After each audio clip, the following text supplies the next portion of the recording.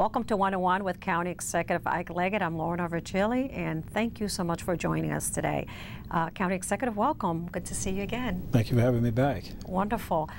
We have some good news. $300 million in appropriations projects for construction, traffic congestion. There was a big press event that involved the 2 U.S. senators from the state of Maryland. Tell us a little bit about it. Well, it's $300 million shared between Northern Virginia and Montgomery County. And this really comes as a result of basically Team Maryland on Capitol Hill. Chris Van Hollen, who played such a pivotal part in this, along with Senator Mikulski and Cardin, working together, we are able to see now the potential for getting us through the first 2 phases of the construction projects around the BRAC realignment, that is the base realignment at Bethesda Naval Medical in Bethesda.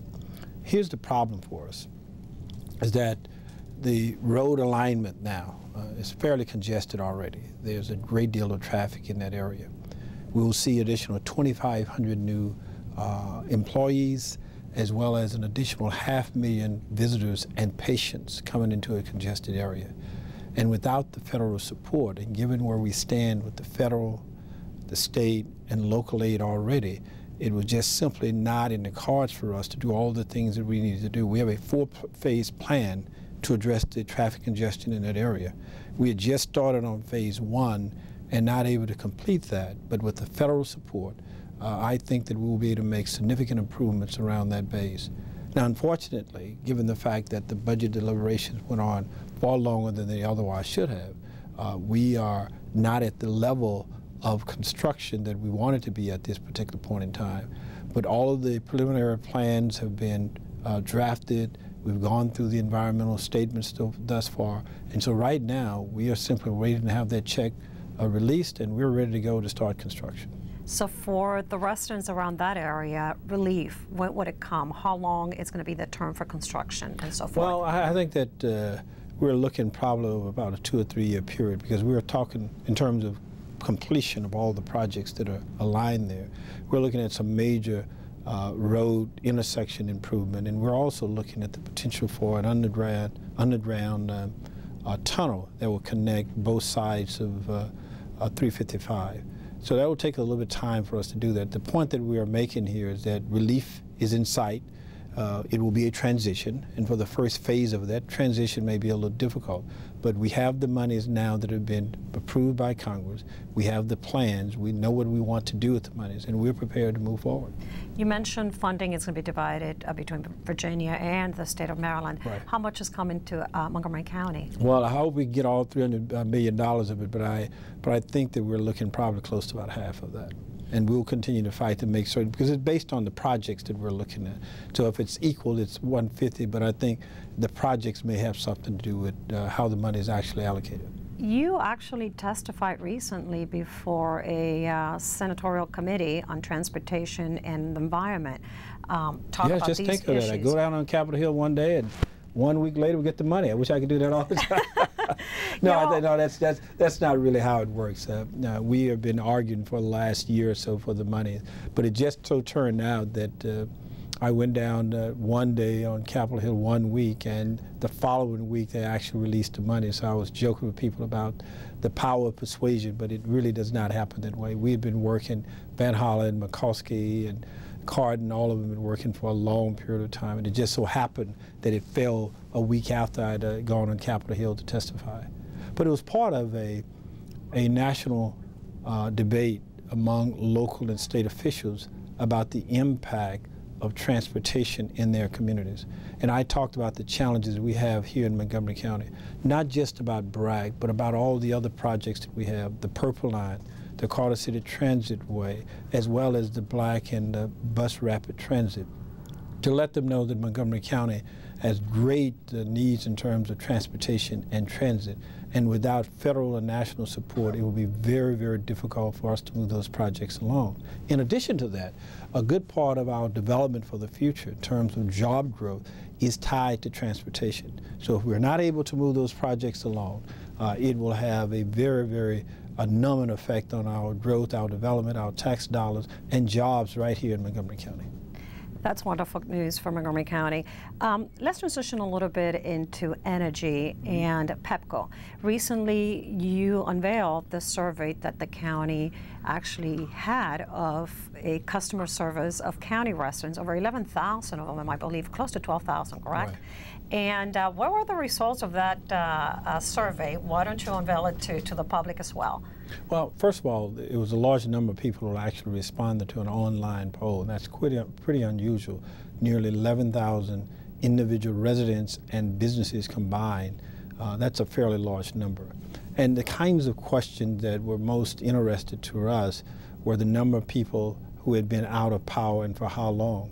Of those responding, probably close to 95% of them had experienced at least a day or more, some as long as 5 days on an average, about the length of time they were without service.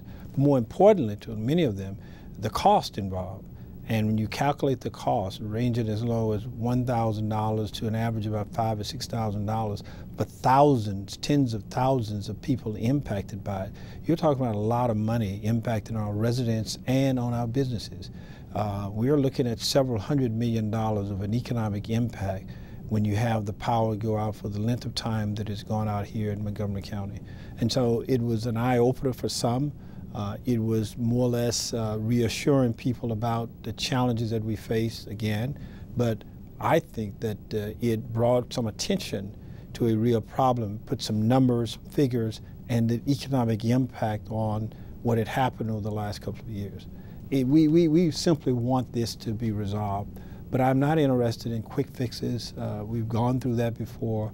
I'm interested in getting some solid results and having PEPCO work with us and have meaningful restructuring of their infrastructure so that we can avoid these kinds of problems in the future. We're going to take a short break for a few minutes, and then we'll come back because we'd like to find out a little bit more what are the purposes of this survey per se. Mm-hmm. You unveiled it up in Annapolis with the county's legislative delegation, and it was part of the whole package to strengthen House Bill 391. So we'll talk about that as soon as we come back. We're going to take a short break, and we'll be right back with County Executive Ike Leggett.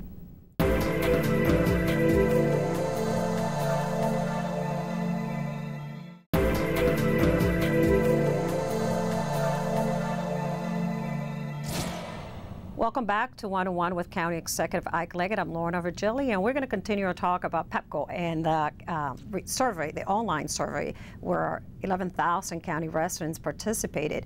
This survey, the uses of and the purposes of this survey, you were just talking about what unveiled. Approximately 95% of respondents said that they had lost power at least for 5 hours within a period of time within a year.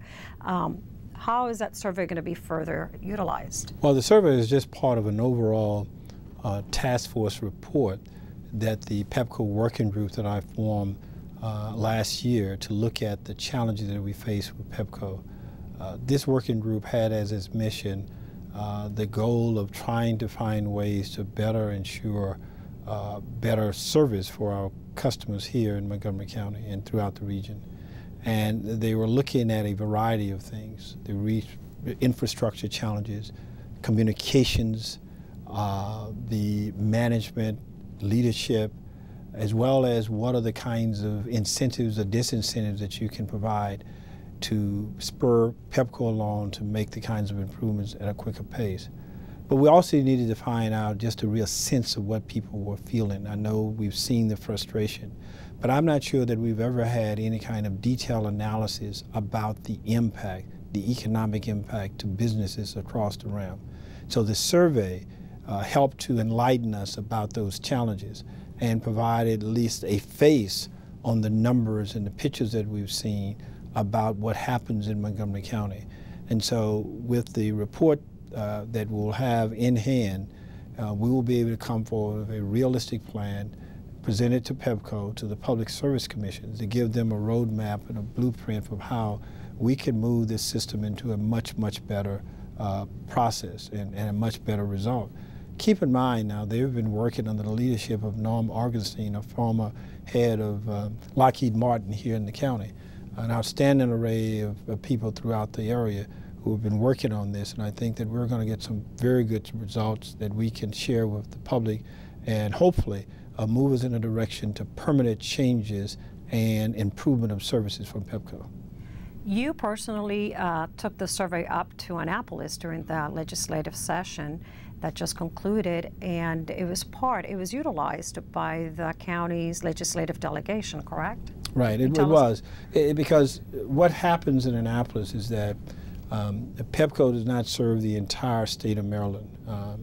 It only serves basically the Washington metropolitan area. And the storms and the challenges we've had with PEPCO have impacted basically this area. And so people, delegates and senators from other parts of the state have not felt the kind of anger, frustration, and the hopelessness of not having power as the people in this particular region. So by having this survey, it could put a face, if you will, with those numbers about the impact to help us to move legislation along that would, in effect, provide a greater level of assurances about PEPCO's determination, penalties for not providing the service, and a matrix of performance levels that they had to meet. We had some challenges throughout the state because, again, this bill would not just affect PEPCO, but affect all other utilities as well. And so there was a great deal of pushback. And from senators outside of this region, it's delegates outside this region, I'm not sure that they fully understood the impact. So that survey is part of an ongoing effort to campaign to make sure that people understood that. And I think it had some impact. I would want it to have had a stronger bill than the one that was ultimately passed, but we're moving in the right direction, and I think that it at least provides us with at least the incentive to get PEPCO's attention to make the improvements that we want. Since we're talking energy, let's talk a little bit about green energy, because Montgomery County is taking leadership in the region of some sorts. Recently, you flipped the switch of 1,248 solar panels on the roof of the county's Shady Grove processing facility. And also, you met with the governor of Cheongbuk province from South Korea, and there were talks about solar energy as well. Which direction is the county heading into when it comes to green energy? Well, all of the above. We want to make certain that we have solar energy in this mix, as well as wind energy that I think is something that the state has been working on. We have within the county the state's Renewable Energy Center, and we were able to help pull that here to the county because we wanted to be in the forefront of coming up with the new ideas and direction for renewable energy. And so we've had a great deal of efforts thus far in wind power, but we can have even a better result for solar panels and solar power and reusable energies here in Montgomery County from other sources. What we have in our transfer center, solid waste transfer center, is a huge array of panels, about 1,200 panels that will provide the utilities for that center, at least the buildings at this center, that over, I think it's about a 20-year period, you're talking about 6.5 million kilowatt hours. That's a great deal. That's about 500 homes per year that it will be able to, in terms of equivalency, will be able to serve with that amount of energy. It's a win-win for everyone. The county does not have to put up any money as a result of that. We've got SunPower who's able to come in and construct it, and they would maintain it. The state provided a grant through its programs for renewable energy in the state. We will get approximately $200,000 of energy savings, cost savings for over the years without any real cost to the county. But this serves as a model, as a demonstration project, if you will, so that we can go out and hopefully sell this idea to others and get more solar panels throughout the county. That would be a great win for all of us, and I think that this is the direction we want to go. But we simply cannot talk about it. We have to go out and actually demonstrate it and let people know that we are very serious about getting this done. So this is the first facility within the county that has the solar panels? First large one. There are some smaller ones around the county. But this is the first large one. We're talking 1,250 panels here in a fairly large facility. Wow. Let's transition a little bit to the Latino youth study that was also unveiled recently here in your offices. About, what was it, 4 years ago, the Latino Youth Collaborative Steering Committee has been working on this report and recommendations. What were the main findings and how you're moving forward when it comes to addressing some of the issues that were highlighted within this report? First of all, I want to thank all of those who participated in this study, this analysis, and we had a large number of county agencies and individuals throughout the community assisting in making certain that we fully understood the challenges that our Latino youth are facing in Montgomery County. And they range from a variety of things that we need to address. First of all, we need to make certain that we convey the message that we care about our young people and we are interested in their future. So we want to ensure through our educational system that we keep kids in school longer and make certain that we increase the graduation rates that have fallen below what we think is acceptable level. We wanted to make certain that people had some activities to which they could be engaged in, whether it's after school, working on the weekend, providing job training for people, assisting in places where we have the sort of competence and language for folk as well. But all of those things that impact youth, from public safety to jobs, to the social environment that they find themselves in, we are trying to find ways in which to assist. Now, part of this requires some level of additional revenue, and we know that, and right now we're not able to fulfill all of those requirements. But others simply require an effort on our part to make certain that we're engaged and to bring attention to and work collaboratively with all of the agencies in county government, with the public as well, to make certain that we address these issues of education, mentoring programs for youth, providing jobs, after-school programs, and a variety of other things that impact our youth day in and day out. Okay. We're going to take a short break, and we will come back and talk a little bit more about the Latino youth and the youth at large in Montgomery County. Don't go away. We'll be right back with County Executive Ike Leggett.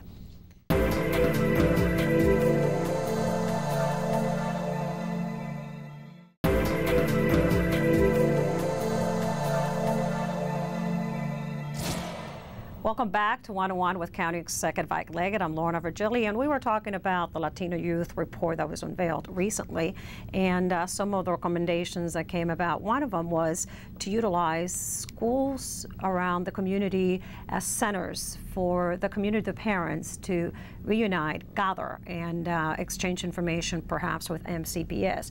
Is that something feasible in Montgomery County? It is, and that's a low-cost item to do, but we need to have at least a communication for parents. Sometimes there's a disconnect because of the language barrier, sometimes there's the culture barriers, and we found that in many cases the parents are not as engaged as they otherwise should be, and we want to try to break down those walls to bring people together in a setting. And since we have so many schools throughout the county, it's a logical place in which to start. But it could be done in many other places as well. Religious institutions, the nonprofit sector, and others can help as well. We simply need to bring people together and to get them to work much more cooperatively with our county agencies, school system as well. You appointed a work group, I believe 11 members, oversight group, to sort of make sure that these recommendations are implemented. This is a time limited. Do you have a specific time frame for all of these recommendations to be implemented and how they're going to be actually supervised? Well, one of the things I don't want to do is to have another report that county government or someone has provided and it simply sits on a shelf for the next 5 or 6 years without any implementation. So by having this work group, an implementation work group, it would allow us to continue this effort. We've got the report, we know what we need to do, now we need to go out and actually do it. And so we don't want it to simply sit on the shelves on the back wall somewhere. We want to go out and implement. And so part of the challenge for us is how do we implement it? One part will be resources that are needed in order to help us with some of the more long-term things that we need to do that will require resources. That may be on a slower track. There are other things that do not require much in terms of resources, financial resources, but simply a way in which we can work more collaboratively together and to work with the community in a way to get those things moving. So we will be moving on 2 tracks, trying to make certain in the long term we have the resources to address those concerns that require additional revenue, but more importantly, now to address those things that do not require that, but to continue us moving forward. We don't want to simply wait, get the resources and start acting. We are going to start now, and I think this implementation committee will help us in that regard. What would you say would be the first action step?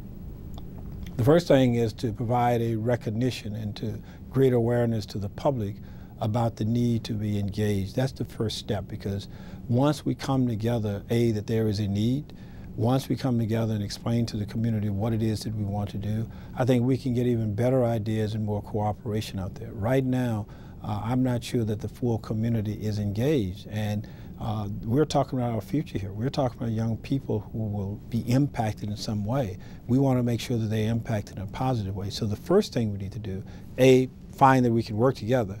B, make certain that we bring some awareness to the general community and solicit their help and support in order for us to come up with even greater ideas and support throughout the broader community. If we achieve that in the first phase of this, I think it'll be easier for us as we go forward to achieve some of the more difficult things down the line. It's that time of the year again where property owners here in Montgomery County, we get our tax bill, property tax bill.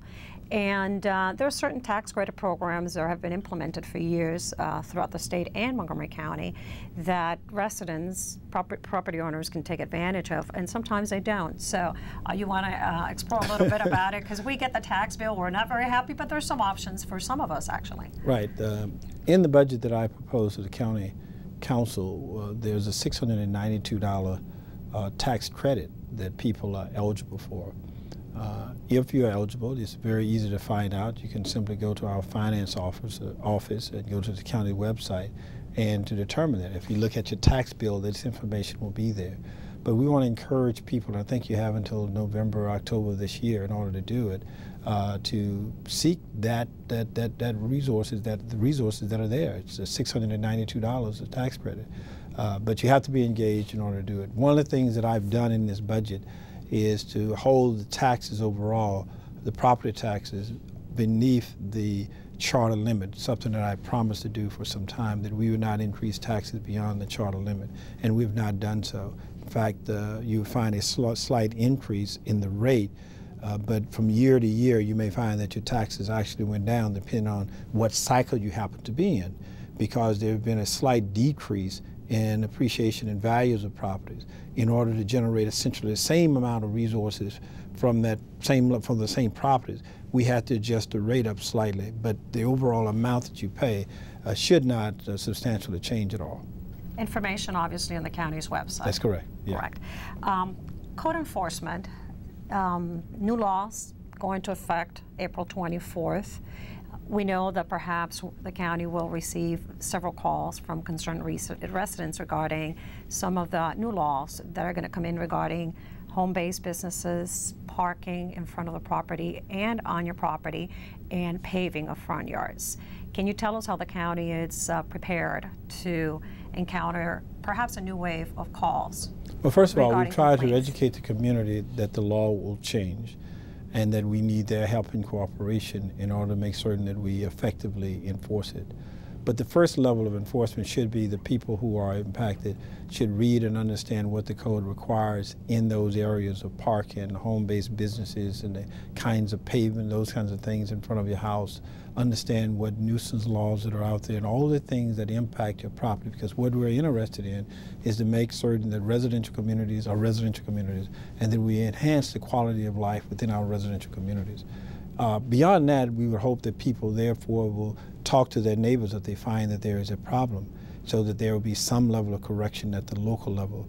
If that doesn't work, then you can call the Department of Housing, you can call our permitting office, or you can call the county police so that we could come out and correct that. But it would be better for us if people first self-correct, or neighbors working and talking to each other about what they can do in order to avoid any potential penalties down the line. We want people to look at the law, recognize why it is there, and respond accordingly. Well, thank you for sitting here with us today and sharing some of the latest information regarding Montgomery County, what's going on in Montgomery County. It's always a pleasure to sit with you and chat for a little bit. If you need any other information or would like to further know more regarding the topics discussed today with County Executive Ike Leggett, you can always log on to the county's website, montgomerycountymd.gov, or you can call 311. I'm Lorna VIRGILI, and thank you for watching.